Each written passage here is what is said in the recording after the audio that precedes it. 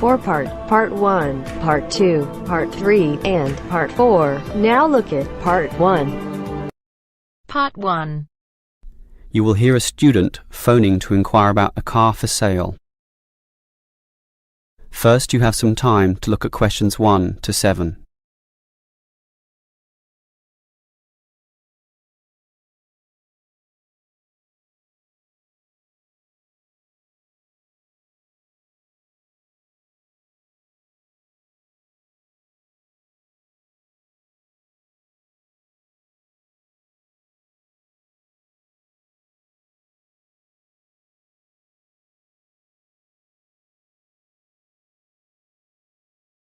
Now we shall begin. You should answer the questions as you listen, because you will not hear the recording a second time. Listen carefully and answer questions 1 to 7. Hello, can I speak to... the advert doesn't give a name. Well, the name is Bob, and I guess this call is about the car I'm selling, right? Yes, my name's Francis, and I'm definitely interested. You'll like my car then. Clean, neat, nice. What sort is it? Oh, the original model was called an Echo. You know, like the echo a sound can make. But then they changed the name to Yaris just before I bought it. Yaris. I don't know why. I liked the old name, and it's the same car, but that's what it's called. So, what's the colour? The ad says it's cream-coloured. Like cream, then? Yeah, well, it's more of a yellow colour, actually.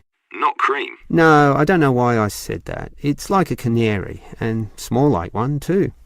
So, what about the power? How many cylinders does it have? 4 or 6? My brother has a 6-cylinder car and says it's very powerful. Well, this one's 4 only, but I find it fine for city driving. As long as you don't intend to drive this car interstate or across the country, it does the job fine. That's okay. I just want the car basically for commuting to work and maybe some weekend trips. Is it 2-door or 4-door? I suppose it's not 4-door. The car's too small for that, right? Right, just 2 doors, as you say. The front seat bends forward to allow entry into the rear. That's fine by me. This car is just for my girlfriend and I anyway. What about accessories? Radio, CD player, anything else? Does it have an air conditioner? Well, no, it doesn't, but I don't find that a problem. I just open the window. I mean, if you really want, you can pay to have an AC installed. Basically, the only additional feature this car has is a radio, but it's still a great deal. That depends on the price. You say you want $12,800, right? Yep, about that. Well, obviously you expect the price to be reduced to an even figure, right? Well, I don't know. $12,000. $12,500, maybe. If you can lower it a bit, I'll come and have a look, okay?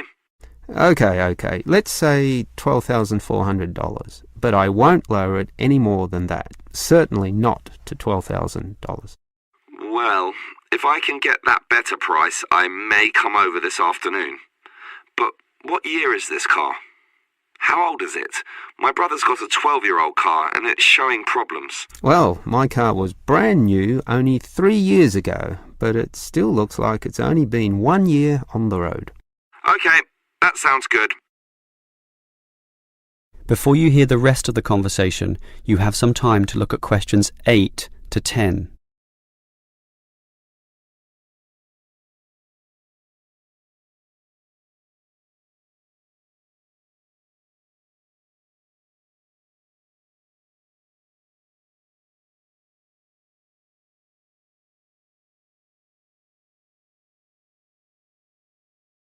Now listen and answer questions 8 to 10. Can I just ask a few more general questions about this car you're selling? Sure. Can you just tell me why you think it's such a good deal? Of course, I won't necessarily believe you, but just tell me what you think. You can believe me. I honestly think this is a nice car, well worth buying at the price I'm asking. How much registration does it have left? Oh, to be honest, not so much, but I think having lots of registration is irrelevant. It's the car you're paying for, the quality and advantages of the engine itself. Well, what about that then? Okay, many people like to accelerate down the freeways, right? There are a lot of speed demons out there who think quickness is all that matters, but basically, people are mostly trapped in city traffic. So one of the things I like is that because this car is small, you can put it anywhere. Say you're in the city wanting to duck into a shop. Well, you can fit this car in any little space while you go shopping or do other things, and that saves you a lot of time. Yeah, but it's not that powerful, right?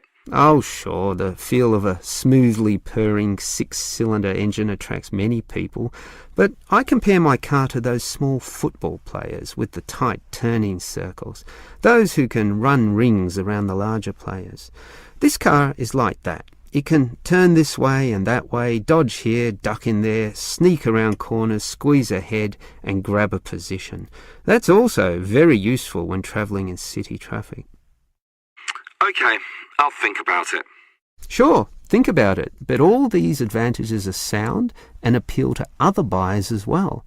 No one holds the same car forever, so you can say exactly the same things that I just said when you want to sell the car. That will make it very easy for you to pass this car on to the next buyer. Yeah, maybe you're right. That is the end of part 1.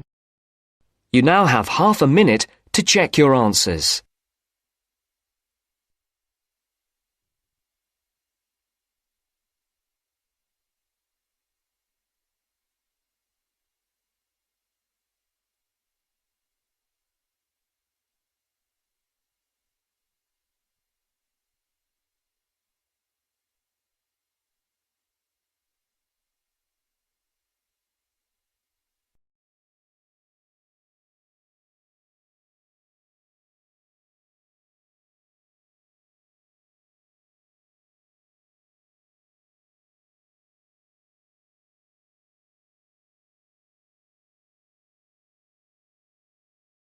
Now turns to part 2.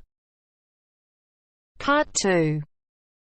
You will hear a conversation between a prospective student and a university advisor about applying to enter the university.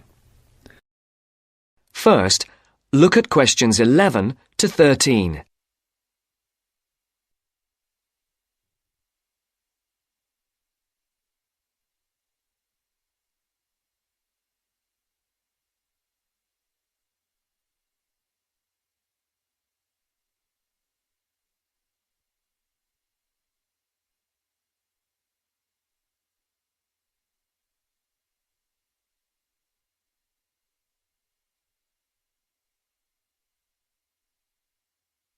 As you listen to the first part of the interview, answer questions 11 to 13.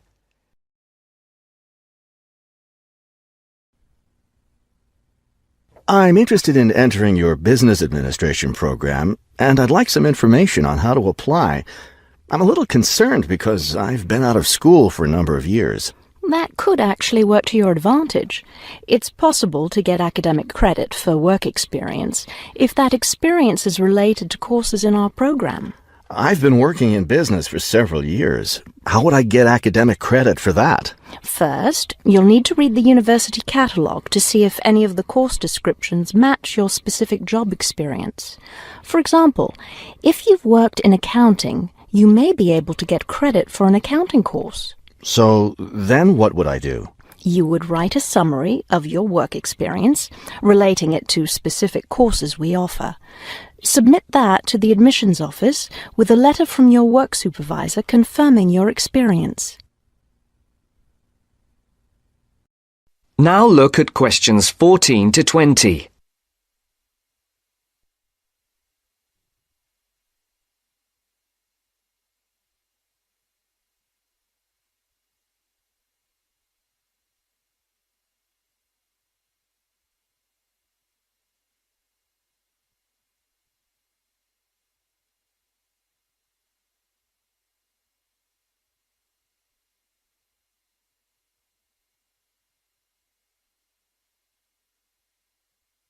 As the interview continues, Would I submit those things at the same time that I apply for admission? That would be the best idea. Have you seen a copy of our university catalogue? Not the most recent one. I have a copy from last year. You'll need to look at the latest one. Unfortunately, I've run out of copies, but you can get one from the library for now, and I'll send you your own copy as soon as I have more available. Thank you. How does the admissions process work? Well, first you'll need to get an application for admission. Those are available in the admissions office. The application form contains all the instructions you'll need. That sounds simple enough. Of course, you'll need to make sure you meet all the admissions requirements. How can I know what those are? We have copies of the requirements lists for all university programs here in the counselling centre. I'll give you one before you leave today. Will I need to get recommendations from my employer or former teachers? Oh, yes, you will. The recommendation forms are available in the admissions office. Now, I don't know if you'll also be applying for a part-time job through the university work-study programme. I'm considering that. How can I find out what kinds of jobs are offered? You can access the job listings from the computers in the library. Are you planning to study full-time or part-time? I want to be a full-time student. Good. Then you'll qualify for the work-study program. Part-time students aren't eligible. As a full-time student, would I be eligible for a free bus pass? No, unfortunately, we don't have those available for any of our students. However, you can apply for financial assistance to help pay for your books or for your tuition. I'd like to look into that. Do I apply for that at the admissions office? No, that's through us. You'll need to make an appointment with a counsellor.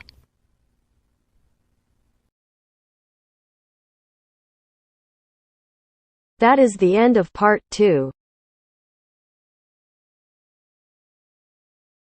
you now have half a minute to check your answers.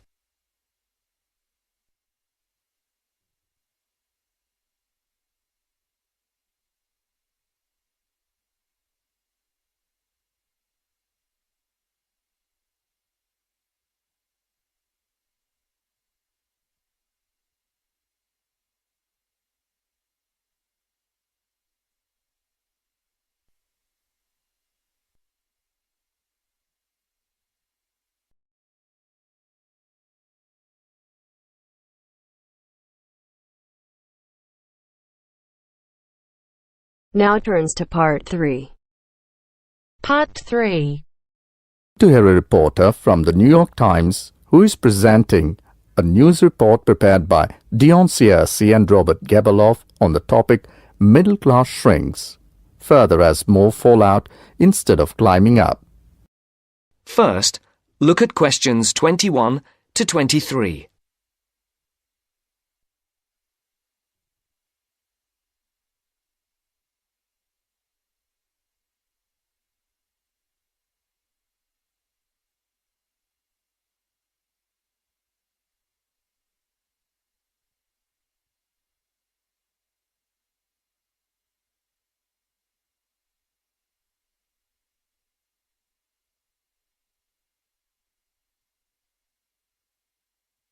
As you listen, answer the questions. The middle class that President Obama identified in his State of the Union speech last week as the foundation of the American economy has been shrinking for almost half a century. In the late 1960s, more than half of the households in the United States were squarely in the middle earning, in today's dollars, $35,000 to $100,000 a year. Few people noticed or cared as the size of that group began to fall, because the shift was primarily caused by more Americans climbing the economic ladder into upper income brackets. But since 2000, the middle class's share of households has continued to narrow, the main reason being that more people have fallen to the bottom. At the same time, fewer of those in this group fit the traditional image of a married couple with children at home, a gap increasingly filled by the elderly. This social upheaval helps explain why the president focused on reviving the middle class, offering a raft of proposals squarely aimed at concerns like paying for college education, taking parental leave, affording childcare, and buying a home.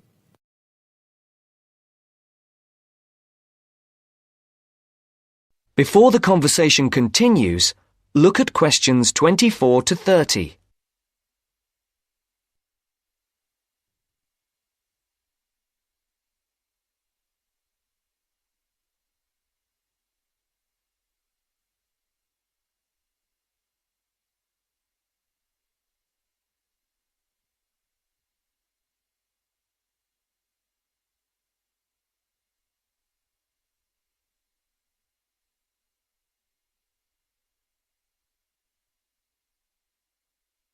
Now listen to the second part of the discussion.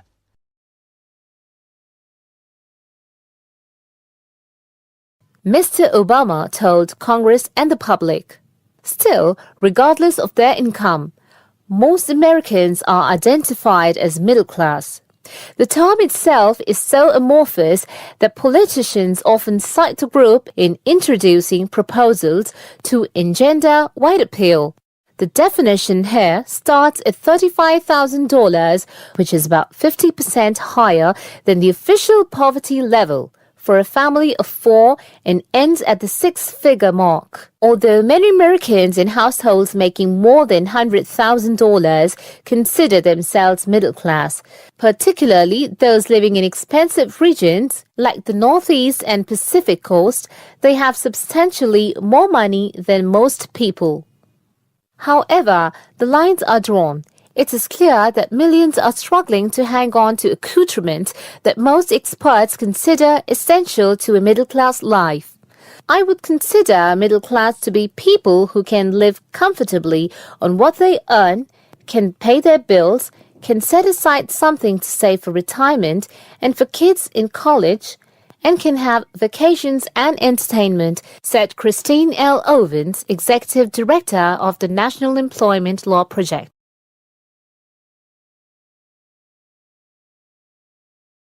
That is the end of part 3. You now have half a minute to check your answers.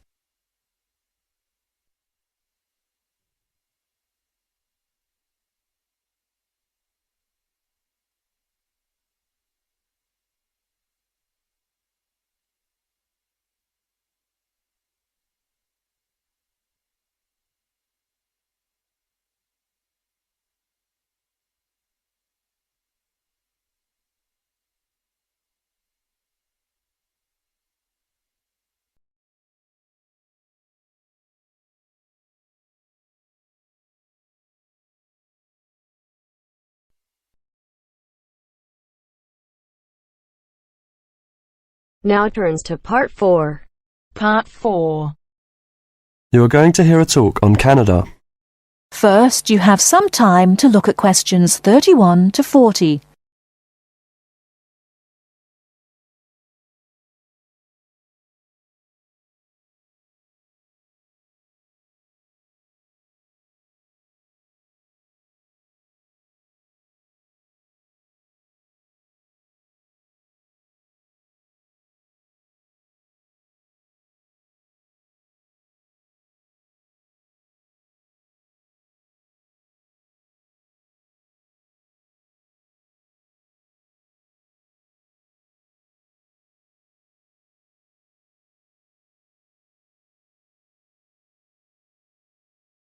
Now listen carefully and answer questions 31 to 40. Good morning and welcome to this talk on Canada. Many people think of Canada as a land of ice and snow. They think of it as a young country with few inhabitants, a country of English-speaking white people. While some of this is true, it is also an inaccurate description of the country we call Canada. Canada lies in the northern half of the continent of North America. The most northern parts of Canada are sometimes called the land of the midnight sun, because at certain times of the year the sun never sets and is still shining faintly at midnight. This northern part of Canada is cold and mostly snow-covered all year round. Most of the people who live in this northern part of Canada are called Inuit or Dene. They were once called Eskimos. They are the original people of this land and are part of what are called the First Nation. As we move to the more southern parts of Canada, the land changes and so does the people. Moving from east to west in southern Canada, we travel from the Atlantic provinces of Nova Scotia, Newfoundland, New Brunswick, and Prince Edward Island. These small provinces, with small populations, border on the Atlantic Ocean. The land in these provinces is not very fertile, so fishing, forestry, and mining are the main industries, although in some small areas, agriculture is also important. If we travel west from the Atlantic provinces, we come to central Canada, composed of the large provinces of Quebec and Ontario. Both provinces are rich in natural resources, have fertile land, and are the centres of industry for Canada's largest cities. Toronto and Montreal are found in these provinces. The province of Quebec is the centre of French language and culture in Canada. In fact, Montreal is the second largest French-speaking city in the world after Paris. Finally, in the far west of Canada, we come to the province of British Columbia. This province is separated from the prairies by the Rocky Mountains and is bounded on the west by the Pacific Ocean. British Columbia is often called simply the West Coast. British Columbia is an attractive place for tourists because of its mild climate, spectacular mountains, seacoast, and beautiful forests. Agriculture, forestry, shipping and fishing are major industries in British Columbia. The people of this land of Canada are as varied as its landscape. The original settlers, those we call the people of the First Nations, came from Asia by crossing the Bering Strait from Siberia to Alaska. In their new environment, they developed many new languages and cultures. In the 16th century, the first Europeans arrived in eastern Canada. They came from Britain and France. By making treaties with the original inhabitants, they gradually established colonies in eastern and central Canada. After a war with France, Britain took over the French colonies in Quebec and eastern Canada.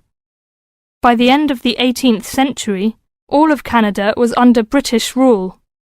From this time until the present century, most of the immigrants to Canada were British, Scottish, and Irish.